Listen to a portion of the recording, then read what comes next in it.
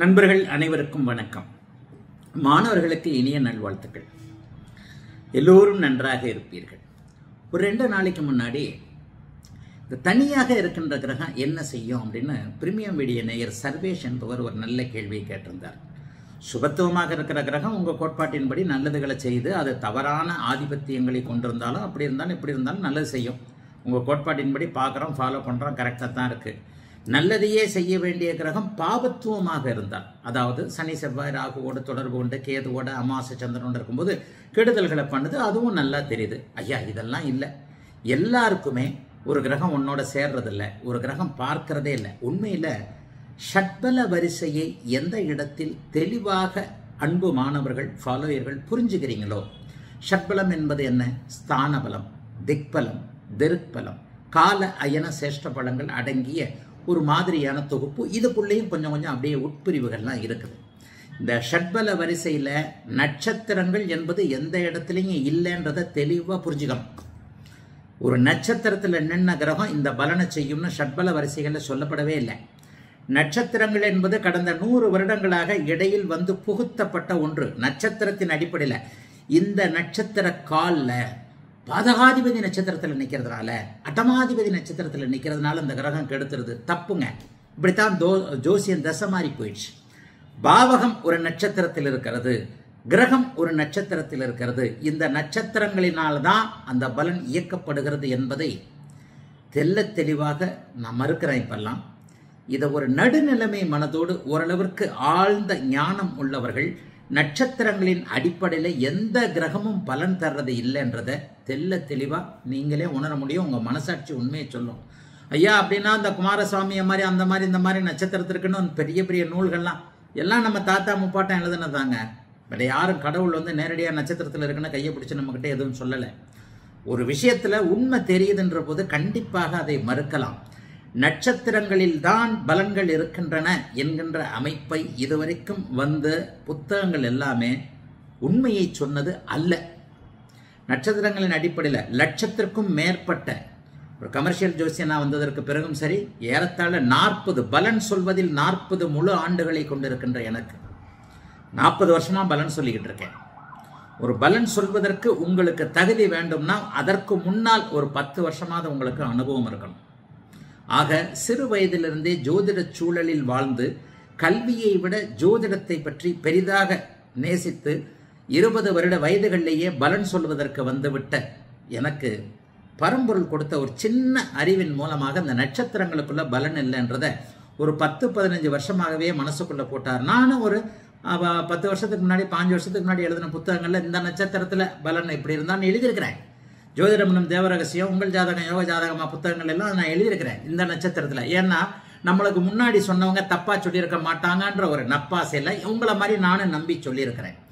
இன்றைக்குத்தான் இடையில் புகுத்தப்பட்ட இந்த நட்சத்திரங்கள் பாவகத்தில் அந்த நட்சத்திரம் பாவகம் எந்த நட்சத்திரத்தில் இருக்கு, அந்த கிரகம் எந்த நட்சத்திரத்தில் இருக்கின்ற தூரத்தை அளவிட மட்டும்தான் நட்சத்திரங்கள் ஒரு அடையாள புள்ளிகளாக செயல்படுகிறதை தவிர நட்சத்திர காலில் இருப்பதால், அட்டமாதிபதியின் சாரத்தில் இருப்பதால், பாக்கியாதிபதியின் சாரத்தில் இருப்பதால், யோக நட்சத்திரத்தில் இருப்பதால் ஒருபோதும் ஒரு கிரகம் ஒரு பாவகம் பலனை தர்றதே இல்லை. இது மெதுமெதுவாக என்னுடைய கருத்திற்கு இப்போ ஆதரவு கொஞ்சம் கொஞ்சமாக வந்துகிட்டு இருக்கு. எனக்கு பிறகு என்னுடைய கருத்து நிற்கும்.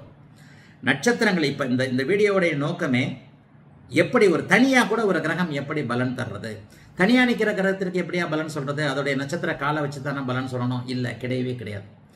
ஒரு கிரகம் எந்த இடத்தில் நிற்கிறது என்பதற்காக நான் அடிக்கடி சொல்ற மாதிரி சென்னையிலிருந்து மதுரைக்கு போய்கிட்டு இருக்கேன். எந்த இடத்துலயா நிற்கிற, தாம்பரத்தில் நிற்கிறியா, விழுப்புரத்தில் நிற்கிறியான்ற ஒரு அடையாள அமைப்புகள், ஐடென்டிஃபை பாயிண்ட்ஸ் சொல்றோம் இல்லையா, அந்த அமைப்புகளில் தான் நட்சத்திரங்கள் செயல்படுமே தவிர நட்சத்திரங்களுக்கென்று எந்த விதத்திலும் தனி பண்புகள், தனி காரகத்துவங்கள் இல்லை. அப்படி ஏற்கனவே கொடுக்கப்பட்டிருக்கிறதே, கொடுக்கப்பட்டவைகள் எல்லாம் தவறு. தவறு என்று சொல்வதற்கான ஒரு அனுபவ அடிப்படை அமைப்புகள் ஓரளவிற்கு 40 ஆண்டு காலத்திற்கு மேலாக பலன் சொல்வதற்கு மட்டுமே வந்திருக்கின்ற ஒரு ஜோதிடனாகிய எனக்கு உரிமை கண்டிப்பாக இருக்கிறது. அப்படின்ற அடிப்படையில் என்னுடைய மாணவர்கள், என்னுடைய ஃபாலோயர்கள் யாருமே நட்சத்திரத்திற்குள்ளே போகாதீங்க. நட்சத்திரத்தை பற்றி பின்பற்றி வருபவர்கள் எல்லாம் ஒரு சின்ன மைனாரிட்டியாக, ஒரு புள்ளியாக அது ஒரு காலத்தில் அப்படியே போயிடும். உண்மை பலன் எங்கே இருக்கிறது? சமூக ஊடகங்களின் தயவுனால இப்போ ஜோசியத்தை எல்லாருமே பார்த்துக்கலாம். எது உண்மை? நானே போய் சொல்கிறேன். வீடியோவில் போய் சொன்னால் வந்து எஸ்கேப் ஆகிட்டு போயிட முடியுமா என்ன?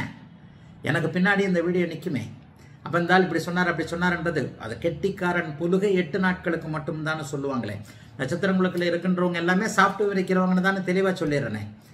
நட்சத்திரங்களின் அடிப்படையில் ஒரு பலனும் இல்லை என்பதற்கு ஆதாரமாக சில வீடியோக்களை போட்டுக்கிட்டே இருக்கிறேன்.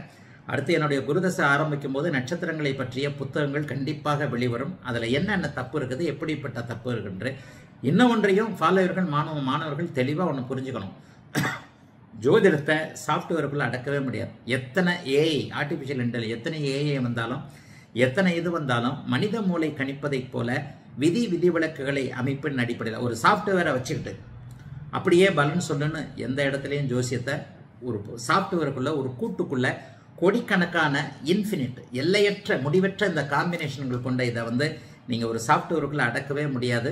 ஆகவே சர்வேஷ் என்கின்ற பிரீமியம் வீடியோ நேர் கேட்ட அந்த ஒரு தனி கிரகம் என்ன பலனை செய்யும், இதில் ஏதோ நட்சத்திர தொடர்புகள் வருதே அப்படின்றதுக்காக தான் அந்த பிரீமியம் வீடியோவில் மிதுன லக்னத்திற்கு 6ஆம் இடத்தில் தனியாக ஆட்சி பெற்ற நிலையில் இருக்கக்கூடிய கிரகம் எப்படிப்பட்ட பலனை தரும்னு கொடுத்துருந்தேன். அதுக்கு எவ்வளோ வரவேற்கு இருக்குது பிரீமியம் வீடியோன்றதை போய் பாருங்கள்.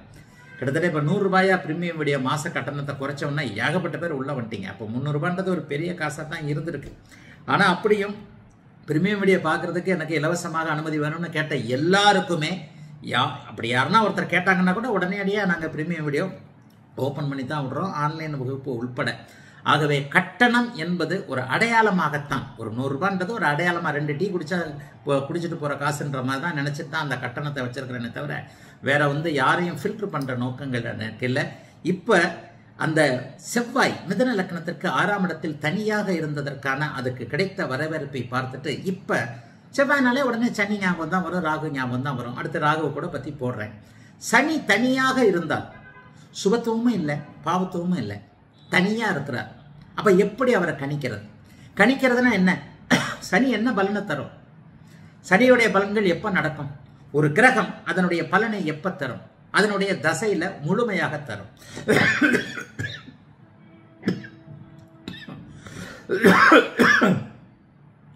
அதனுடைய புக்திகளில் தசாநாதனுக்கு உட்பட்டு தரும்.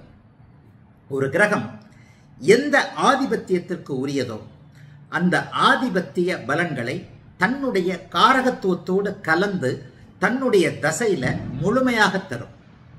புக்திகளில் தசாநாதனுக்கு உட்பட்டு தரும். தசாநாதன் லக்னாதிபதியை விட மேலானவன் அவனுடைய தசையில் மட்டும். இந்த பாயிண்ட் எல்லாம் மூல நூல்களில் இந்த இப்போ நான் தசாநாதனை பற்றி சொல்லக்கூடிய ஆன்லைன் வகுப்புகளில் சொல்லக்கூடிய அமைப்புகள் எந்த மூல நூல்லையும் இல்லை. பராசர கோரையிலையும் சரி, நீங்கள் வராகமிகருடைய பிருகச்சாதகம் மற்ற எல்லா புத்தகங்களும் நீங்கள் எடுத்துக்கிட்டாலும் எந்த இடத்துலையுமே இப்போது நான் அனுபவத்தின் வாயிலாக அவர்களே என்ன அவர்களுடைய அனுபவத்தின் வாயிலாக சில மூல அமைப்புகளை சொன்னாங்க. இப்போ நம்முடைய அனுபவ வாயிலாக கிட்டத்தட்ட 1,00,000க்கும் மேற்பட்ட ஜோதிட ஜாதகங்களை பார்த்து பலன் சொல்லி இருக்கின்ற அந்த அமைப்பின் அடிப்படையில் எந்த இடத்துல பலன் இருக்கிறது என்பது வருடா வருடம் ஒரு அனுபவம் மேம்பட்டு கொண்டே போகிறது என்பதுதான் உண்மை. 10-15 வருடங்களுக்கு முன்பு நான் நட்சத்திரத்தை பற்றி எழுதியதை நானே இப்போ மறுக்கிறேன். நானே சில விஷயங்களை கண்டிப்பாக மறுக்கிறேன். மாற்றம் ஒன்றே மாறுதலுக்கு ஆகாதது. அதை வந்து கண்டிப்பாக மாணவர்கள் புரிஞ்சுக்கிட்டு இப்போ வந்து தனியாக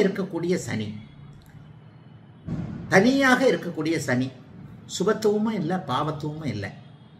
எப்படி பலன் தருவார்? என்ன பலன் தருவார்? தசையில் தான் தருவார். அப்போ ஒரு சனி தசை தனியாக சனி இருக்கும்போது என்ன பலன்களை தரும்? ஒரு முக்கியமான ஒரு இடத்த சொன்னால் அதை நீங்கள் உங்களால் பொருத்தி பார்த்துக்கிறதுக்கு எல்லா இடத்துலையும் முடியும். அப்போ இப்போது தனியாக இருக்கக்கூடிய சனி அவருடைய தசையில் என்ன பலனை தருவார் அப்படிங்கிறத இப்போ பார்க்கலாம். முதல்ல ஒரு ஜாதக கட்டம் வந்துருச்சு. சிம்ம லக்கணத்துக்கு தான் கொடுத்துருக்குறேன். சிம்மத்துக்கும் சனிக்கும் ஆகாது இல்லையா? ஒரு கிரகத்தினுடைய எந்த இடத்துலையும் ஒரு கிரகத்தினுடைய பலனை பார்ப்பதற்கு திரையில் ஒரு ஜாதக கட்டம் வந்துருச்சு. சிம்ம லக்னத்துக்கு 2ல் சனி இப்படி போட்டுட்டேன். இந்த இடத்துல என்ன பலனை அவர் தருவார்? இவருக்கு சுபத்துவமும் இல்லை, பாவத்துவமும் இல்லை. அதாவது இவரை சுபர் பார்க்கல, சுபர் சேரல, சுபர் கூட இருக்கல, பாபரும் சேரல, பாபரும் பார்க்கல, தனியாக இருக்கிறார். இந்த பக்கம் 5 டிகிரிக்கு யாரும் இல்லை, அந்த பக்கம் 5 டிகிரிக்கு 30 டிகிரிக்கு யாருமே இல்லைன்னு வச்சுக்கோங்க. எந்த பார்வையும் சேர்க்கையும் இல்லாமல் 2ஆம் இடத்தில் இருக்கக்கூடிய சனி என்ன பண்ணுவார் அப்படிங்கிறத இந்த வீடியோவில் பார்க்கலாம். 2வது ஷட்பல அடுக்குகளை பற்றி நிறைய இடத்துல சொல்லியிருக்கிறேன். ஷட்பலங்களை கூட உருவாக்கலாக எண்ணிக்கையாக நம்பர்களாக எந்த இடத்துல ஒரு ஜோதிடம் நம்பராக எண்ணிக்கையாக சொல்லப்படுகிறதோ அந்த இடத்துல ஜோதிடத்தினுடைய உண்மை பலன் இருக்காது. அஷ்டவர்க்கம், தசவர்க்கம், வர்க்க சக்கரங்கள் எல்லா இடத்துலையும் சேர்த்து சொல்றேன். அஷ்டவர்க்கம் என்பதும் ஒரு பலனறிய செஞ்ச முயற்சி. என்ன ஏன் நீங்க அஷ்டவர்க்கத்தை அப்ப குறை சொல்றீங்களா? ஆமாங்க, அவரும் நம்மள மாதிரி ஒரு ஜோசியர் தாங்க. ஒன்று விநாயகரோ நாரதரோ அல்லது பரமேஸ்வரனோ இறங்கி நமக்கு அஷ்டவர்க்கத்தை கொடுக்கல. அஷ்டவர்க்கத்தின் அடிப்படையில் இந்த மாதிரி பலன்கள் பிரிக்கும் போது அந்த இடத்துல ஏதாவது பலனை, உண்மையை சொல்ல போனால் அஷ்டவர்க்கம் கோச்சார ரீதியாக எப்படிப்பட்ட பலன்களை அறியலாம் என்பதை கணிதங்களாக செய்த முயற்சி தான். ஷட்பலம் என்பதை கூட நான் நிறைய இடங்களில் சொல்றேன். அஸ்ட்ரோவிஷன் சாஃப்ட்வேரில் பார்த்தீங்கன்னா ஷட்பல வரிசையில் ஒரு கிரகம் முதன்மை கிரகமாக இருக்கும். ஆனால் அந்த முதன்மை கிரகம் நல்ல பலன்களை தரும் என்பதற்கான அமைப்பே இல்லை. ஒரு சமீபத்தில் ஃபேஸ்புக்கில் ஒரு இளைஞன் என்னை விமர்சிச்சிருந்தார். என்னை படித்தவர், என்னை கட்டுரைகள்லாம் வாய்ச்சவர். அவர் ஒரு சில மாதங்களுக்கு முன்பு ஒரு கட்டுரை போட்டிருந்தார். அந்த கட்டுரையில் பார்த்தீங்கன்னா சனி பார்த்த ஒரு நிலைமையை போட்டிருந்தார். அவருக்கு அங்கே சனி பார்ப்பது பாவத்துவம் என்பதே புரியாத நிலைமைகளில் இருக்குது. உண்மையை சில நிலைகளில் சொல்லப்போனால் உங்களுடைய ஜாதகத்தில் எந்த அளவிற்கு புதன் ஒரு அளவிற்கு இருக்கிறாரோ அந்த அளவிற்கு தான் உங்களுக்கு ஜோதிடம் அருளப்படும் என்றதையும் தெல்ல தெளிவாக சொல்லுகிறேன். ஆகவே ஷட்பல அடுக்குகளில் சில நிலைகளில் புரிஞ்சுக்க முடியும். ஷட்பலத்தையும் மீறி சுபத்துவ பாபத்துவ அடுக்குகளில் சில நிலைகளை புரிஞ்சுக்க முடியும். ஒற்றை நிலையில ஒரு கிரகம் இந்த இடத்தில் இருப்பதால் இப்படி இருப்பதால் மட்டுமே பலன் இல்லை. ஏன்னா ஜோதிடம் என்பது 12 வீடுகளையும் சேர்த்து கணக்கு பார்த்து சொல்ல வேண்டியது. எப்படி ஒரு மனிதனுக்கு மூளை மிக மிக முக்கியம். மனுஷனுடைய மூளையை லக்கணமாக கொண்டோம்னா கண்ணு காது எல்லாம் சேர்ந்து தானே மனுஷனா இருக்கு. கை ஆடுது, வாய் பேசுது, கண்ணு பார்க்குது இல்லையா? அப்ப இவ்வளவும் சேர்ந்து 12 பாவங்களா மனிதனையே ஜோதிடமா பார்க்கிறோம் இல்லையா? அப்ப அந்த மூளை தானே எல்லாத்துக்கும் இயக்கமா இருக்கு. அந்த மூளை மட்டும் தனியா இருந்தா செயல்பட முடியாது இல்லையா? இந்த மூளை செயல்படுறதுக்கு, இந்த மூளை கொடுக்குற கட்டளையை இயக்கிறதுக்கு மற்ற 11 அங்க அவயங்கள் தேவைப்படுகிறது இல்லையா? அந்த மாதிரி தான் ஜோதிடத்துல தனியான ஒன்று இந்த நட்சத்திரத்தில் இருந்தாலோ இந்த இடத்தில் இருந்தாலோ இப்படிப்பட்ட நிலைமையில பலன் இல்லை. இப்போது இந்த சிம்ம லக்னத்திற்கு இது ஒரு உதாரணம் மட்டுமே. இதை வச்சு ஃபாலோவரும் மற்ற கிரகங்களுக்கு கண்டிப்பாக கணிக்கலாம். சிம்ம லக்னம் தனி கிரகமாக 2ல் சனி இருக்கிறார். இப்போ அவர் என்ன பண்ண போறார்? தன்னுடைய 6-7 ஆதிபத்தியங்களை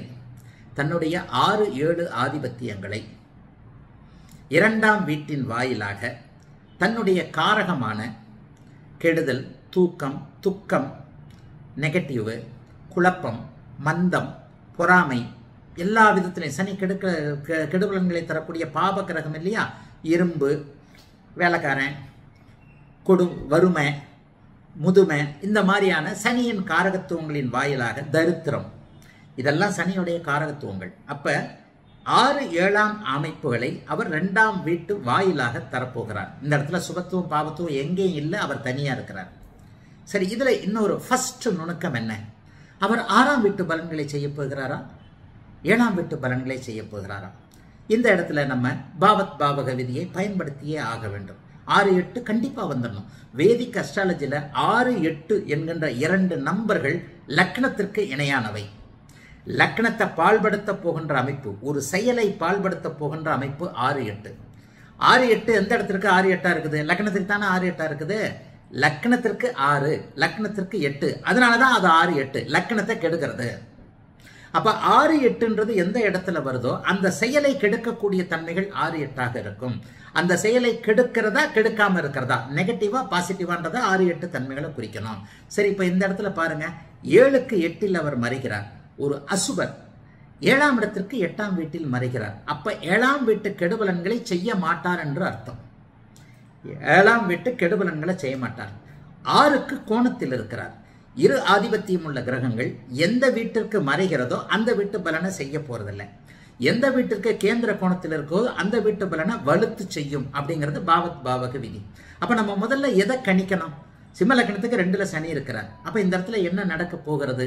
ஆகா, 7ஆம் வீட்டிற்கு 8ல் அவர் மறைவதால் 7ஆம் வீடு ஓரளவுக்கு கேந்திர வீடு, ஓரளவுக்கு நல்ல வீடு. அந்த நல்ல வீட்டு பலன்களை செய்யாம 6ஆம் வீட்டிற்கு கோணத்தில் இருக்கின்ற காரணத்தினால் 6ஆம் வீட்டின் கெடுபலன்களை, கஷ்டபலன்களை, இரண்டாம் வீட்டின் வழியாக செய்ய போகிறார் அப்படிங்கிறத மட்டும்தான் நீங்க எடுத்துக்கணும். இந்த இடத்துல பாத்தீங்கன்னா அவர் உத்தரம், ஹஸ்தம், சித்திரை ஆகிய 3 நட்சத்திரத்தில் இருப்பார். இந்த 3 நட்சத்திரத்துல எங்க இருந்தாலும் இந்த மாதிரியான பலன்கள் தான் நடக்குமே தவிர, சிம்ம லக்னத்திற்கு லக்னாதிபதியுடைய நட்சத்திரத்தில் இருந்தால், சித்திரை நட்சத்திரமான யோக நட்சத்திரத்தில் இருந்தால், ஹஸ்த நட்சத்திரமான நட்பு நட்சத்திரத்திலிருந்து எந்த நட்சத்திரத்தில் இருந்தாலும் இப்படித்தான் இருக்கும். 2ஆம் வீட்டை கெடுக்கிற பலனை செய்வார். ஒரு உதாரண ஜாதகம் கூட போடுறேன். ஒரு சிம்ம லக்னத்திற்கு 2ஆம் இடத்துல சனி வந்த உடனேயே ஒரு குடும்ப அமைப்புகளை கெடுத்த, சரி நெகட்டிவ் வேண்டான்னு பாக்குறேன், சரி வேண்டாம். இப்ப இதற்கு அடுத்தடுத்து ஒவ்வொன்றா சொல்றேன். இப்ப 7ஆம் வீட்டு பலன்களை விட 6ஆம் வீட்டு பலன்களை 2ஆம் வீட்டின் வழியாக செய்வார் என்கின்ற பாவத் பாவக விதி அமைப்பின் அடிப்படையில் நம்ம பார்த்துட்டோம். சரி, இந்த பாவத் பாவக விதி அமைப்பின் அடிப்படையில் 2ஆம் வீடு எந்த இடத்திலையும் சனி இயல்பாக இருந்தால் அது கெடுக்கும். அதுவும் ஆட்சி உச்சமா இருந்தாலும் கெடுக்கும். ஆட்சி உச்சமாக இருக்கிறார், ஆட்சியாக இருக்கிறார். ஆட்சி என்பது என்ன? அந்த ஆதிபத்தியத்தை வலுவாக தருதல். ஒரு கிரகம் ஆட்சியாக இருக்கிறது, அந்த ஆதிபத்தியத்தை எந்த வீட்டிற்கு அதிபதியோ அதுதான் ஆதிபத்தியம். 6ஆம் வீட்டு அதிபதி 6ஆம் வீட்டில் இருக்கிறார், 6ஆம் வீட்டு பலன்களை இயல்பாக தரப்போகிறார். 6ஆம் வீட்டு பலன்கள் என்பது என்ன? இப்ப இந்த செவ்வாய் பிரிமியம் வீடியோல 6ஆம் வீட்டு பலன்களை பத்தி நிறைய சொன்னேன். மிதுன லக்னத்திற்கு செவ்வாய் 6ல இருந்தா தனியா இருந்தா என்ன பலன்கள், அதுல ஒரு 6ஆம் வீட்டு பலன்களை சொன்னா அப்ப திரும்ப இந்த இடத்துலயும் அதே சொல்லி போர் அடிக்க விரும்பல. இந்த இடத்துல அவர் ஆட்சியாக இல்லை, 2ஆம் வீட்டில் இருக்கிறார். நட்பு எப்பவுமே தெரிஞ்சுக்கங்க, ஜோசியத்தை நமக்கு கொடுத்த சிலர் தெய்வத்தை விட மேலானவங்க. அதுவும் இந்த கிரகங்களுடைய நட்பு, ஆட்சி, உச்சம் போன்ற சத்ரு மித்ருன்னு சொல்லுவோம் இல்லையா, பகை உறவு, இந்த மாதிரியான அமைப்புகளை நமக்கு கண்டுபிடிச்சு சொன்னவர்கள்லாம் மேதைகள் அல்ல, மேதைகளை விட மேதைகள். அதுக்கெல்லாம் சொல்ல வார்த்தையே இல்லை. அப்ப இந்த இடத்துல சனி நட்பு வீட்டில் இருக்கிறார். சனி நட்பு வீட்டில் இருக்கிறார் என்பது ஒரு ஆறுதலான ஒரு விஷயம். மூல கிரந்தங்கள் என்ன சொல்லுகின்றன? பாபரான சனி 3, 6, 10, 11 என்று சொல்லப்படக்கூடிய உபசய ஸ்தானங்களில் இருந்தால் நல்லதுன்னு சொல்லுது. இந்த உபசய ஜோதிடத்துல சொல்லப்படாத விதிகள் நிறைய இருக்குதுங்க. இப்போ 3, 6, 10, 11 இருந்தா நல்லதுன்னு சொன்னா அதை மறைமுக விதியா நீங்க என்ன எடுத்துக்கணும்? மற்ற வீட்டுல இருந்தா கெட்டதுன்னு எடுத்துக்கணும்.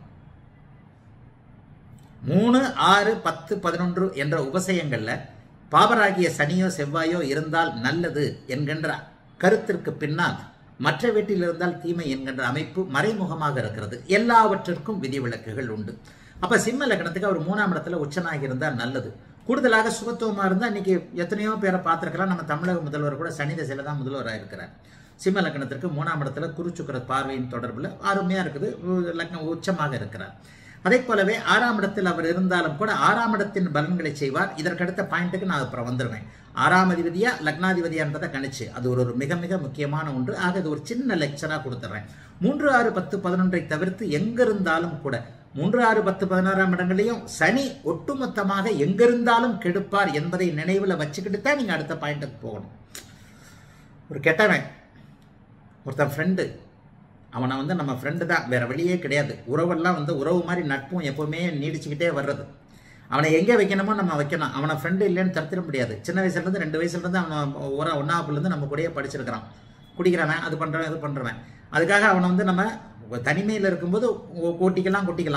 ஒரு 4 பேரோட பேசிகிட்டு இருக்கும்போது அவனை பக்கத்தில் வச்சுக்க முடியாது. அந்த மாதிரி சில இடங்களில் எப்படி இருக்க வேண்டும், சில இடங்களில் எப்படி இருக்கக்கூடாது என்பது ஜோதிடத்தில் மிக மிக அவசியமான முக்கியமான ஒன்று. ஆக இந்த இடத்துல சிம்ம லக்னத்திற்கு 2ஆம் இடத்துல நான் போட்டுட்டேன். ஆனால் அவர் நட்பு வீட்டில் தான் இருக்கிறார். நட்பு வீட்டில் இருக்கும் பொழுது ஒரு 10% அவருக்கு அங்கே ஒரு அளவிற்கு கொடுமைகளை குறைத்து செய்யக்கூடிய அமைப்பு இருக்கிறது. சரி, 2வது, ஒரு கிரகம் என்ன செய்யும் என்பது லக்னாதிபதியை பொறுத்தது. இதே தான் நான் போன வீடியோவில் பிரீமியம் வீடியோவில் செவ்வாயை பற்றி சொல்லும்போது மிதுன லக்னத்திற்கு புதனின் வலுவை பற்றி சொன்னேன். உண்மையை சொல்ல போனால் லக்னாதிபதியும் லக்னமும் ஒட்டுமொத்தமான மூளை இதுதான் உங்களை தீர்மானிக்குது. நீங்க யாரு, நீங்க என்ன குணம் கொண்டவங்க, என்ன பேச போறீங்க, உங்களுடைய செயல்களால் என்ன கஷ்ட நஷ்டங்கள் வரப்போகிறது என்பதை உங்களுடைய லக்னாதிபதி தான் தீர்மானிக்கிறார். 2ல சனி இருக்குங்க. 2ல சனி இருக்கிற எல்லாருக்கும் ஒரே மாதிரியான பலன்கள் நடந்துருதா? நடக்காதுங்க, நடக்காது. சரி, என்ன உடனே நட்சத்திரத்திற்கு போயிட வேண்டாம்.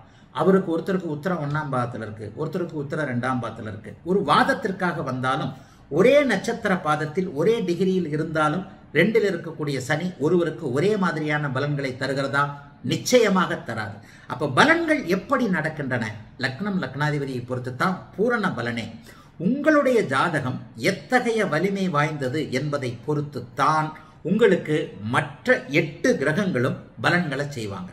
அப்ப 2ல் சனி இருக்குன்னா இந்த இடத்துல தனம், வாக்கு, குடும்பம் ஆகிய 3ம் கெடப்போகிறது என்பதன் அடிப்படையில் நீங்க லக்னாதிபதி எப்படி இருக்கிறார், லக்னாதிபதி அதை தாங்கக்கூடிய அமைப்பில் இருக்கிறாரா என்பதை பார்த்து தனம், வாக்கு, குடும்பம், இதுல 3வது குடும்பம் வருது இல்லையா, அந்த குடும்பத்தோடு இதான இது அமைப்பு என்னன்னா 7ஆம் வீடு. அப்ப 2ஆம் வீட்டில் சனி இருக்கிறார்னா 7ஆம் அதிபதி எப்படி இருக்கிறார், 7ஆம் வீடு எப்படி இருக்கிறது என்பதை பார்த்து விட்டு லக்னாதிபதி எப்படி இருக்கிறார் என்பதை பார்த்துட்டு தான் நீங்க 2ஆம் வீட்டுக்கு பலனை எடுக்க முடியும். சரி, இந்த இடத்துல ஒரு சிக்கலான விஷயமாக சனியே 7ஆம் வீட்டிற்கு அதிபதியாக வருகிறார். அப்ப இந்த இடத்துல எப்படி இருக்கணும்?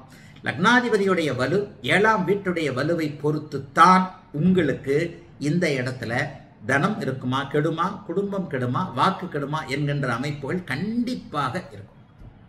சரி, இப்ப 2ஆம் இடத்தை இப்ப இன்னொரு கட்டத்தை போட்டுட்டேன். லக்னாதிபதி மற்றும் 7ஆம் அதிபதி வலு 2ல் இருக்கக்கூடிய சனிக்கு பலன் சொல்லுனா நீ என்னையா ஏடாவிடமா என்னென்னத்தையோ பேசிக்கிட்டு இருக்க அப்படின்னு சொன்னா பலன் அறியக்கூடிய முறைகள் இப்படித்தான். ஒரு நிலையில உங்களுக்கு 2ல் இருக்கக்கூடிய சனி உங்களை அடிக்க போறாரு, தனத்தை கெடுக்க போகிறார், வாக்கை கெடுக்க போகிறார், குடும்பத்தை கெடுக்க போகிறார். ஏனென்றால் அவர் சுபத்துவமும் பாவத்துவம் என்று இயல்பான அவருடைய கெடுக்கும் நிலையில் இருக்க போகிறார் என்பதை நீங்கள் தாங்கும் நிலையில் இருக்கிறீர்களா என்பது லக்னாதிபதி 7ஆம் அதிபதியுடைய வலுவை பொறுத்தது. லக்னத்துல லக்னாதிபதி இருந்தார்னா 2ஆம் இடத்துல இருக்கக்கூடிய சனி எந்த நட்சத்திரத்துல எந்த இடத்துல எப்படி இருந்தாலும் பெரிய கெடுதல்களை செய்ய மாட்டார். குடும்பத்தில் ஏதாவது ஒரு குழப்ப அமைப்புகளை மட்டும், லக்னம் லக்னாதிபதி வலுவாக இருப்பவர்களுக்கு சனி திசை பெரிய சோதனைகளை கண்டிப்பாக செய்யாது. இங்க என்ன போட்டிருக்கிறேன், லக்னத்துல முதல் கட்டத்தில் சூரியனை வந்து இதா போட்டிருக்கிறேன், சூரியனை வந்து ஆட்சியாக போட்டிருக்கிறேன். லக்னத்தில் சூரியன் ஆட்சியாக இருந்து 2ல் சனி இருப்பவர்களுக்கு குடும்பமோ தனமோ வாக்கோ எதுவுமே கெடாமல் சற்று இரக்கமான, சனி திசையில கொஞ்சம் குழப்பமான பலன்கள், சற்று இரக்கம் நெகட்டிவ், அதாவது அதற்கு முந்தின குரு திசையில இருந்ததை விட சனி திசையில கொஞ்சம் இரக்கமான அமைப்புகள் நிச்சயமாக இருக்கும். அதற்கப்புறம் அப்படியே பார்த்தீங்கன்னா சூரியன் ராகுவோட சேர்ந்து செவ்வாயோட வீட்டில் சூரியனை போட்டிருக்கிற சூரியன் கிரகண தோஷத்தில் இருக்கிறார். இங்கே திக்பலத்தை இழந்த நிலைமையில் இருக்கிறார். ஆட்சியாக இருப்பதை விட சூரியன் ராகுவோட சேர்ந்து இந்த 2ஆம் இடத்தில் இருக்கக்கூடிய சனி சூரியனை அப்படியே 3ஆம் பார்வையா வேற பார்ப்பார். இந்த மாதிரியாக லக்னாதிபதி திக்பலமும் இழந்து பலவீனமாகி இருள் தன்மையோடு கிரகண தோஷத்தோடு அதே சனியின் பார்வையில் இருக்கும் பொழுது அவருக்கு கண்டிப்பாக வாக்கு, குடும்பம், தனம் 3ஐயுமே அங்கே சனி கெடுக்கக்கூடிய வேலைகளை செய்வார். மாணவர்கள் ஃபாலோயர்ஸ் தெளிவா ஒன்ன புரிஞ்சுக்கணும். லக்னாதிபதி வலுவாக இருக்கும்போது குடும்பம் பிரியாது, குடும்பத்தை சமாளிப்பார். 2ல் இருக்கக்கூடிய சனிக்கு பலன் லக்னாதிபதிக்கு சொல்லிக்கிட்டு இருக்கேன், முரணை நன்றாக புரிந்து கொள்ள வேண்டும். இதுதான் ஜோதிடம், இப்படித்தான் பலன் நடக்கும். இந்த அமைப்புல லக்னாதிபதி நீச்சமாக இருந்தால் ஒரு பலன், லக்னாதிபதி இந்த 4ஆம் இடத்துல சனியின் பார்வையில ராகுவோடு இருந்தா வேற மாதிரியான பலன். எந்த ஒரு தனி அமைப்புகள்லையும் பலன்கள் கிடையவே கிடையாது. அந்த உத்திர நட்சத்திரத்தில் இருக்கிறனாலேயோ, அஸ்த நட்சத்திரத்தில் இருக்கிறனாலேயோ, சித்திரை நட்சத்திரத்தில் இருக்கிறனாலேயோ அவருடைய பலன்கள் மாறவே போறதில்லை. இந்த அமைப்புல லக்னாதிபதி தாங்கக்கூடிய அமைப்புகள் இருக்கிறாரா, 7ல் செவ்வாறாக இருக்கிறார்னு வச்சுக்குவோம். இப்ப அந்த 7ல் செவ்வாறாக இருந்து அந்த இடத்துல சனி சஷ்டாஷ்டகமா வந்துடுறாரா, இந்த இடத்துல சனி சஷ்டாஷ்டகமா வந்தா என்ன நடக்கும்? 7ல் சனி திசையில செவ்வாய் பக்தியிலே ராகு பக்தியிலே குடும்பம் கிடும். 7ஆம் இடம் பாதிக்கப்பட்டுருச்சா, 7ஆம் இடம் தானே கணவனையோ மனைவியோ குறிக்கக்கூடிய இடம். அப்ப அந்த 7ஆம் இடத்துல கணவனையோ மனைவியோ குறிக்கக்கூடிய இடத்துல போய் 2ல் சனி இருந்து 7ல் சஷ்டாஷ்டகமாக செவ்வாய் பக்தியோ ராகு பக்தியோ நடக்கும்போது மனைவியோ கணவரோ அந்த இடத்துல உடல் ரீதியாக மன ரீதியாக குடும்பத்தை பிரிக்கின்ற ரீதியாக கண்டிப்பாக பாதிக்கப்படுவார்கள் என்பதுதான் உண்மை. ஆக 7ஆம் பாவகம் எப்படி இருக்கிறது? ஒருவேளை லக்னாதிபதி உச்சமாக இருக்கிறார், ஜாதகர் சகலத்தையும் தாங்கக்கூடிய வலிமைகளில் இருக்கிறார், அவருக்கு பெரிதாக தனம், வாக்கு, குடும்பம் போன்றவைகள் பாதிக்கப்படக்கூடிய தன்மைகளில் இருக்காது என்பதுதான் உண்மை. ஆக 2ஆம் இடத்தில் சனி இயல்பாக இருக்கிறார். ஒரு இடத்தில் ஒரு கிரகம் கெடுபலன்களை தரக்கூடிய நிலைமையில் இருக்கிறது என்றால் அந்த கெடுபலன்களை தாங்கக்கூடிய அளவிற்கு லக்னாதிபதி வலுவாக இருக்கிறாரா என்பதை கண்டிப்பாக பார்த்து விட்டு தான் நீங்க பலன்களை கழிக்கிறதுக்கு உள்ளே போகணும். லக்னாதிபதி வலுவாக இல்லாத ஜாதகங்களுக்கு அந்த சாதகமற்ற தன்மைகளை கொடுக்கக்கூடிய கிரகங்கள் அவரை லக்னாதிபதியை ஃபுட்பால் மாதிரி அப்படியே வச்சுக்கிட்டு 11 பேர் பாலை எத்தி விளையாடுறாங்கல்ல, அதே மாதிரி லக்னாதிபதி வலுவில்லாத ஜாதகத்திற்கு அவயோக கிரகங்கள் ஃபுட்பால் மாதிரி காலால் தள்ளி விட்டு அதனுடைய திசையில் அந்த ஜாதகரை வைத்து விளையாடும். இதை மட்டும் தெளிவாக புரிஞ்சுக்கிட்டா போறோம். ஆக லக்னம் 7ஆம் அதிபதி, இதனுடைய அமைப்பு 7ஆம் இடம், இதனுடைய அமைப்பை வைத்துத்தான் அவர் தரக்கூடிய கடுமையான கெடுபலன்களை கண்டிப்பாக புரிஞ்சுக்கணும். ரெண்டாவது அம்ச நிலைமை. இங்கே தான் நான் நட்சத்திரம் என்கின்ற அடையாள புள்ளிக்கு வருவேன். ஆனால் அப்போ கூட பலன் அதில் இல்லை. இந்த இடத்துல இருந்து தான் வேற மாதிரி தசை மாதிரி நட்சத்திரங்களுக்குள்ள பலன் இருக்கு. கேபி சிஸ்டம், அந்த சிஸ்டம், அப்படி இப்படின்னு போறாங்க. இப்போ இந்த 3ஆம் இடத்துல அம்ச நிலை அப்படிங்கிறத போட்டிருக்கிறேன். இந்த 9 நிலைகளும் சனியோடைய நிலைகள். அதாவது ஒரு ராசியை 9 கூறுகளாக ஆக்கும் பொழுது ஏற்படக்கூடிய அமைப்பு. உத்திர நட்சத்திரம் 1ஆம் பாதத்தில் இருந்தால் அவர் சனி மகரத்தில் இருப்பாரு, 2ஆம் பாதத்தில் இருந்தால் கும்பத்தில் இருப்பாரு, 3ஆம் பாதத்தில் இருந்தால் குரு வீட்டில் இருப்பாரு, 4, 5, 6, 7, 8ன்னு பார்த்துக்கங்க. இந்த இடத்துல தான் புஷ்கர நவாம்சம் என்கின்ற அந்த ஜாதக பாரிஜாத அமைப்புல மகா மேதையான இவர் நீலகண்ட சாஸ்திரிகளா வைத்தியநாத சாஸ்திரிகளோ எழுதினார். இந்த இடத்துல அவர் இதை பாருங்க. சனி மகரத்திலேயோ கும்பத்திலேயோ உத்தரம் 1ஆம் பாதம் 2ஆம் பாதத்தில் இருந்தால் சனி இயல்பான பாபத்தன்மையை அடைவார். இந்த இடம் என்ன இருந்தாலும் அம்சம் பாப வர்க்கம் சுப வர்க்கம் என்பதை குறிப்பிடும். எந்த இடத்திலையுமே சுபத்துவத்தையோ பாபத்துவத்தையோ கிரகங்கள் தவிர்க்கவே முடியாது என்பதை ஜாதகர் நம்முடைய நேயர் கேட்ட கேள்வி என்ன அப்படின்னு பார்த்தீங்கன்னா, சுபத்துவமும் பாபத்துவமும் இல்லாத நிலைமையில சனி என்ன வேலை செய்யும்? ஆனா அந்த சுபத்துவமும் பாபத்துவமும் நம்மோடு ரத்தத்தோடு உறவோடு உயிரோடு கலந்தது. ஜோசியத்துல சுபத்துவம் பாபத்துவம் இல்லாம பலன்களே இல்லை. அப்படிப்பட்ட இருக்கின்ற நிலைமைகள்ல அது இல்லாம உங்களால பலன் சொல்லவே முடியாது. அதற்கு அம்சமும் ஒரு சாட்சி. அதாவது இந்த இடத்துல உத்திரம் 2ஆம் பாதம் 3ஆம் பாதம் அப்படின்ற அமைப்புல சனி இருந்தார்னா அவர் பாபத்துவமாக இருப்பார், கடுமையான பலன்களை கொடுக்க போகிறார் என்று அர்த்தம். குருவின் வீட்டிலேயோ சுக்கிரனுடைய வீட்டிலேயோ இருக்கக்கூடிய சனி கண்டிப்பாக பெரிய கஷ்டத்தை கொடுக்க போறாரு. 100 ரூபாய் கஷ்டத்தை விட 80 ரூபாய் கொடுக்க போறாருன்னு அர்த்தம். அதே மாதிரி சூரியனுடைய வீட்டில் சந்திரனுடைய வீட்டில் இருக்கக்கூடிய சனி கண்டிப்பாக ஒட்டுமொத்த கடுமைகளை கொடுக்க போகிறார் என்று அர்த்தம். ஆகவே சுபத்துவ பாவத்துவத்தை தவிர்க்க முடியாது. ஆயினும் அதை அம்ச நிலையில எப்படிப்பட்ட கடும் துயரங்கள் ஏற்படும் என்பதற்கான ஒரு அமைப்பாக அந்த இடத்துல கண்டிப்பாக நம்ம பார்த்துக்கணும். இதற்கடுத்து போன வீடியோல நான் சொன்ன மாதிரியே இருக்கிற வீட்டோட அதிபதி நிலைமை. சனி இந்த வீட்டில் இருக்கிறார், சிம்ம லக்னத்திற்கு 2ஆம் வீட்டில் இருக்கிறார். புதன் ஒருவேளை ஆட்சியாக இருந்தார், நீங்க ஏற்கனவே இணைவு பார்வை இது போன்ற இல்லாம தனியா இருக்கிற கிரகம்னு சொல்லிட்டீங்க. வீடு கொடுத்தவன் உச்சமெனில் எப்படிப்பட்ட ஒரு கிரக அமைப்புகளும் தசாநாதனுக்கு அது ஒரு வலு, பயங்கர கெடுபலன்கள் நடக்கவே நடக்காது. இப்ப 2ஆம் வீட்டை கெடுக்கக்கூடிய நிலைமைகள் இருக்கும்போது, தனத்தை கெடுக்கக்கூடிய நிலைமைகள் இருக்கும்போது, தனாதிபதி லாபத்துல ஆட்சியா இருக்கிறார்னு வைங்க. இப்ப தனாதிபதி லாபத்துல ஆட்சியாக இருக்கிறார். ஆக தனம் கெடாது. ஆனால் சனி கெடுக்கும் இல்லையா? 100 ரூபாய் கெடுக்கக்கூடிய நிலைமையிலிருந்து டக்குன்னு 50 ரூபாய் கெடுக்கக்கூடிய நிலைமையில வந்துருவார். வேலை போலங்க, வேலை போனாலும் போச்சு, அதை விட குறைஞ்ச சம்பளத்தில் இன்னொரு வேலை கிடைச்சிருச்சு.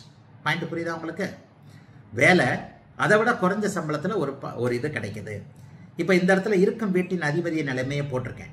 இந்த இடத்துல 2 நிலைகளை தான் போட்டிருக்கேன். ஆனால் 2 நிலைகளை விட ஒவ்வொரு நிலைகளும் நீங்கள் இதில் பார்த்துக்கலாம். அவரை உச்சமாக போட முடியாது, புதனை உச்சமாக போட முடியாது. ஏன்னா உச்சனா போட்டால் சனியோடையே சேர்ந்துடுவார். மாணவருடைய கேள்வி, யாருடையும் சேராம சுபத்துவ பாவத்துவம் இல்லாத ஒரு கிரகம் என்ன செய்யும் அப்படிங்கிறது தான். ஆனால் தனியாக இருக்கின்ற ஒரு கிரகம் உச்சனுடைய வீட்டில் அமர்ந்திருந்தாலோ, ஆட்சி பெற்றவனுடைய வீட்டில் அமர்ந்திருந்தாலோ, வீடு கொடுத்தவன் சுபத்துவமாக இருந்தாலோ கெடுபலன்களை தர முடியாத நிலைமையில் கண்டிப்பாக இருக்கும். அதுல மாற்றமே இல்லை. சனி 2லே இருந்து வாக்க கெடுக்க போறார், குடும்பத்தை கெடுக்க போறார். 2ஆம் வீடு வேறொரு வீடாக இருந்து, சுக்கிரனுடைய வீடாக இருந்து, அல்லது செவ்வாயுடைய வீடாக இருந்து, அந்த செவ்வாய் உச்சமாக இருக்கிறார். கண்டிப்பாக வீடு கொடுத்தவன் வலுவாக இருக்கிறார். 2ஆம் வீட்டு அதிபதியாகிய தனாதிபதி வலுவாக இருக்கிறார், குடும்பாதிபதி வலுவாக இருக்கிறார், வாக்குஸ்தானாதிபதி வலுவாக இருக்கிறார் என்கின்ற நிலைமையின் அடிப்படையில கண்டிப்பாக அந்த சனியினால் ஏற்படக்கூடிய பாதிப்புகள் குறையும். ஆகவே தனியாக இருக்கின்ற ஒரு கிரகம் வீடு கொடுத்தவன் ஆட்சி உச்சம் அடைந்திருக்கிறாரா என்பதை பொறுத்து நிலைமைகள் இருக்கும். அதே மாதிரி நீச்சனாயிட்டார், 2ல சனி இருக்கிறார், 2ஆம் அதிபதி நீச்சம். கண்டிப்பாக குதிரை கீழே தள்ளி குழியை பறித்து தானே குழியவும் தோண்டி போட்டு புதைக்குதுன்னு அர்த்தம். உச்சனாக இருக்கும்போது கெடுபலன் இல்லை, நீச்சனாக இருக்கும்போது 2 மடங்கு கெடுபலன் இருக்கும். ஏன்னா சனி 2ல் அமர்ந்து விட்டார், தனாதிபதி, வாக்காதிபதி, குடும்பாதிபதி நீச்சமாகி பாவத்துவமாகி மறைந்து விட்டார். 6, 8, 12 இருக்கிறார், எல்லாம் இருக்கிறார். அப்ப அந்த இடத்துல சனியின் கடுமைகள் கெடுமைகள் இன்னும் கொஞ்சம் அதிகமாக இருக்கும் என்பதை சனி தசையில நடக்க போற அமைப்புல நம்ம தெளிவா புரிஞ்சுக்கலாம். சரி, அடுத்ததாக கீழே இங்க 5வது நிலைமையை போட்டுட்டேன். இதுல ஒரு பெரிய விஷயம் இருக்கும். தனத்தை கெடுப்பாரா, குடும்பத்தை கெடுப்பாரா, வாக்க கெடுப்பாரா? 5வது நிலைமை பாருங்க. தனமா, குடும்பமா, வாக்கா, இது எப்படிப்பட்ட நிலைமையில இருக்கும்? அப்ப இதற்கு என்ன அமைப்புகளை சொல்றது? தனத்தை கெடுப்பாரா, குடும்பம், குடும்பாதிபதி, செல்வ வளத்திற்கு காரணமான கிரகம் என்ன? தன காரகன் யாரு? குரு. இங்க பாருங்க, இப்ப 5வது ஜாதகத்தை போட்டிருக்கிறேன். இந்த 5வது கட்டத்தை போட்டிருக்கிறேன். இந்த 5வது கட்டத்துல எப்படி போட்டிருக்கிறேன்னா, செவ்வாய் ராகு சேர்ந்த மாதிரி போட்டிருக்கிறேன். புதன் பாவத்துவமாக போட்டிருக்கிறேன். இன்னொன்னு சுக்கிரன் 10ஆம் அதிபதி ஆட்சியாக போட்டிருக்கிறேன். இப்ப இந்த இடத்துல வாக்கு, தனம், குடும்பஸ்தானத்துல சனி போய் உட்கார்ந்து இருக்கிறார். தனத்திற்கு அதிபதி யார்? இந்த சிம்ம லக்னத்திற்கு புதன். தனக்காரகன் யார்? குரு. அப்ப அந்த தனக்காரகன் எப்படிப்பட்ட நிலைமையில அந்த ஜாதகத்தில் இருக்கிறார்? தனாதிபதி எப்படிப்பட்ட நிலைமையில இருக்கிறார்? குருவும் புதனும் வலிமையற்று இருந்தார்களே ஆனால் சனி தசை வந்த உடனேயே தனம் வரக்கூடிய வழிகளை அடைக்கிறது என்று அர்த்தம். சம்பாதிக்கிறது போகுதுன்னு அர்த்தம், தொழில் போகுதுன்னு அர்த்தம். 6ஆம் அதிபதி வேற அங்கே இருக்கிறார்ன்றதுனால கடனால கடனுக்கு கடன் மூலமாக தனம் அழிய போகிறது என்று அர்த்தம். வேலைக்காரனால் தனம் அழிய போகிறது என்று அர்த்தம். எதிரியால் தனம் அழிய போகிறது என்று அர்த்தம். கடனால் தனம் அழிய போகிறது என்று அர்த்தம். நோயால் தனம் அழிய போகிறது என்று அர்த்தம். லேசா உங்களுக்கு மாணவர்களுக்கு அப்படியே லேசா புரியும் நினைக்கிறேன்.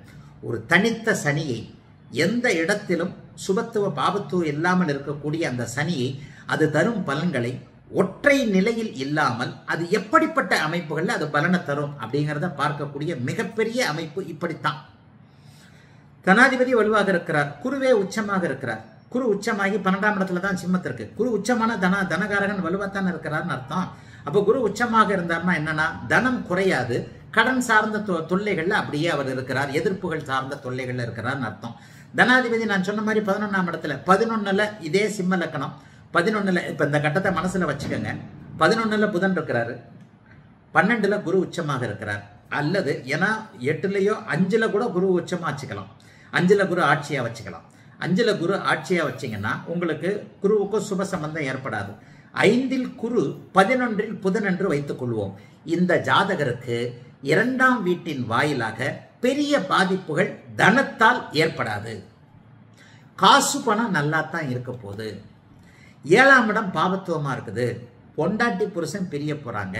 குடும்பத்துல பிரச்சனை ஏற்பட போகிறது. தனக்காரகனும் வலிமையாக இருக்கிறார், தனாதிபதியும் வலிமையாக இருக்கிறார், ஆட்சியாக இருக்கிறார். 2 பேருமே ஆட்சியா இருக்கிறாங்க. 5, 11 வச்சுக்கோங்க. இப்ப அந்த 5ஆம் கட்டத்தை நான் வேற மாதிரி கட்டமா போட்டிருக்கிறேன், நீங்க மனசுல பாத்துக்கோங்க. சிம்ம லக்னம், 2ல சனி இருக்கிறாரு, 5ல குரு இருக்கிறாரு, 11ல புதன் இருக்கிறார். அட்டகாசமா இருக்கும். தனம் கெடாது. தனகாரகன் வலிமையாக, லாபாதிபதி என்கின்ற தன வீட்டிற்கு வீடு கொடுத்தவன் வலிமையாக இருக்கின்ற நிலைமையில தொழில் பாட்டுக்கு ஓடிக்கிட்டு இருக்கும். 7ல செவ்வாறாக இருக்கிறார்னு வச்சுக்குவோம். 7ல செவ்வாறாக இருக்கிறார்னா அந்த இடத்துல குடும்பம் கண்டிப்பாக பாதிக்கும். கூட்டு தொழில் மூலமாக பாதிக்கும், நண்பர்களின் மூலமாக பாதிக்கும். எல்லா லெவல்லையும் 7ஆம் இடத்துடைய குடும்பம் பாதிக்கக்கூடிய நெகட்டிவ் தன்மைகளை செய்ய போகிறார். தலை சுத்தம். பேசுற எனக்கே தலை சுத்துது, கேட்கறவங்களுக்கு நான் அப்படியே 100 கிலோமீட்டர் வேகத்தில் தலை சுத்தம். ஆனால் ஜோதிடம் என்பது இது மாதிரியான நுணுக்கமான கணித சமன்பாடுகள் அடங்கியது என்பதுதான் உண்மையே தவிர, புத்தாம் பொதுவாக அந்த நட்சத்திரத்தில் இருக்கனால, அந்த இதில் இருக்கனால, அந்த உபதில் இருக்கனால பலன்கள்ன்றது கண்டிப்பா கிடையாதுங்க. இது காம்பினேஷன்கள் அடங்கிய ஒரு மகாபரிய சாஸ்திரம். அப்ப 5ஆம் இடத்துல குரு வலுத்து லக்னத்தை பார்த்து 11ஆம் இடத்துல இருக்கக்கூடிய லாபாதிபதியை பார்க்கின்ற நிலைமையில 2ல் இருக்கக்கூடிய சனி திசை வரும் பொழுது ஒருவருக்கு சின்ன சின்ன சரிவுகள் ஏற்படலாமே தவிர, 1000 ரூபாய் சம்பாதிக்கிறவன் அப்படியே ஒரு 300 ரூபாய் 200 ரூபாய் குறைஞ்சு 700 ரூபாய் 800 ரூபாய் சம்பாதிக்கிற நிலைமையை கொடுக்குமே தவிர பெரிய சோதனைகளை கண்டிப்பாக கொடுக்காது. ஆனா மனிதனுக்கு ஒன்றை கொடுக்கின்ற தெய்வம் இன்னொன்றை கெடுக்கும் என்பதுதான் உண்மை. இந்த மாதிரி தன வலிமை பெற்றவர்களை நீங்கள் பார்க்கும் பொழுது பார்த்தீங்கன்னா கண்டிப்பா 7ஆம் பாவகம் கெட்டு போயிருக்கும், சுக்கிரன் கெட்டு போயிருக்கும். 7ஆம் பாவகம் சுக்கிரனும் அந்த இடத்துல கலத்திர காரகன், கலத்திர ஸ்தானாதிபதியாகிய சனி, இவர் தான் கலத்திர ஸ்தானாதிபதி. பாவகமோ காரகமோ கெட்டு இருக்கின்ற நிலைமையில இவருக்கு காசு பணம் சனி தசையில வந்துகிட்டு இருக்கும். பொண்டாட்டி பிரியும், புருஷன் பிரிவார், கணவன் மனை பிரிய மாட்டார். கணவன் மனைவி மூலமாக தொல்லைகள் இருக்கும். ஒரு வேலையில் இருக்கிறாரு, அதிகாரத்தில் இருக்கிறாரு, பொண்டாட்டி வேற பக்கம் வேலை செய்றாங்க, பிள்ளைங்க வேற பக்கம், குடும்பத்தை பிரிக்கிறார். குடும்பம் என்பது என்ன? இதுல இரட்டைத்தனமாக நடக்கும். சனிதசை வந்தவனே உங்க அப்பா அம்மா விட்டு நீங்க பிரிவீங்க, அது ஒண்ணு. ஒருத்தர் கல்யாணம் ஆகி பிரிவார், அவருடைய பிறந்து வளர்ந்த குடும்பத்தை விட்டு பிரிவார். சிலருக்கு அவருடைய வருகின்ற வயதை பொறுத்தது. சிலருக்கு அவருடைய சொந்த குடும்பமான கணவன் மனைவி குழந்தைகள் குடும்பத்தை பிரிய வைக்கும். அப்ப எந்த குடும்பம் பிரியுது அப்படிங்கிறதுக்கும் உள்ளுக்குள்ள ஒரு நுணுக்கமான அமைப்புகள் இருக்கின்றன. ஆக வாக்கு கெடுமா? வாக்கு கெடுவதற்கும் இந்த 2ஆம் பாவகம் தாங்க. வாக்கு கெடுகிறதுனா என்னங்க? தனம். ஒருத்தட்ட கடன் வாங்கிட்டீங்க, இன்னைக்கு வா தரேன்னு சொல்றீங்க, கொடுக்க முடியாம போகுது. அந்த தனத்தோடு சேர்ந்தது தான் வாக்குறுதி என்கின்ற வாக்குஸ்தானம். சொல் பலிக்க வேண்டும் இல்லையா? அந்த சொல் பலிக்காத தன்மை தனபாவகத்தோடு சேர்ந்தது என்பதால் தனாதிபதியும் தனகாரகனும் வலுவாக இருக்கின்ற தன்மைகள்ல தனம் பாதிக்காமல் குடும்பம் பாதிக்கப்படக்கூடிய தன்மைகள் கண்டிப்பாக உண்டுங்க. இதை கொஞ்சம் கவனமா வச்சுக்கணும். இன்னொன்னு, தனம் வரக்கூடிய வழிகள் தொழில் தானே, அதைத்தான் இந்த இடத்துல 10ல் சுக்கிரனை போட்டிருக்கிறேன். 10ஆம் இடமும் 10ஆம் அதிபதியும் வலுவா இருந்தா அங்கே தொழிலெல்லாம் பாதிக்கப்படாது. அதாவது ஜீவன அமைப்புகள், பணம் வரக்கூடிய வழிகள் பாதிக்கப்படாம, வேலைகளை பாதிக்கப்படாம இருக்கும். 6, 10ஆம் பாவங்களை பார்த்துக்கணும். அதே நேரத்தில் வாக்கு எப்போது பாதிக்கப்படும், தனம் எப்போது பாதிக்கப்படும்? இந்த மாதிரி அமாவாசை சந்திரனோட புதன் பாபத்துவமாக இருந்தால், ஒரு செவ்வாய் பார்வையில் புதன் கடுமையான பாபத்துவமாக, புதன் 2ஆம் வீட்டில் அப்படியே 12ஆம் வீட்டில் மறைஞ்சு அமாவாசை சந்திரனுடைய வீட்டில் இருக்கிறாரு. இந்த 5வது பாவத்தை பாருங்க. இப்போ நான் சொன்னது பாதிக்காத அமைப்பு, இப்போது சொல்றது பாதிக்கிற அமைப்பு. 2இல் இருக்கக்கூடிய சனி என்ன அமைப்புகளை தருவார் என்பதை இப்படித்தான் நீங்கள் அதனுடைய தசையில கணிக்கணுமே தவிர, ஒரு நட்சத்திரத்தில் அந்த கிரகம் இருக்கிறதுனால சுபத்துவ பாபத்துவத்தையும் மீறி இதெல்லாத்தையும் விட தனியா இருக்கிற கிரகத்தை தான் கணிக்கிறது கஷ்டம். இப்போ ஒரே ஒரு பாயிண்ட்ல இந்த சனி சுபத்துவமா இருந்தா எதையும் செய்ய மாட்டாருன்னு போயிட்டே இருப்பேன்.